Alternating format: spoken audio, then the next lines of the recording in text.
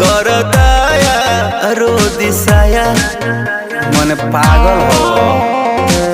अरे हटो ना कन बलिया उठल लिया अभी बाट नया नया जनी बना तू बेहाया कर दया रो दिसाया।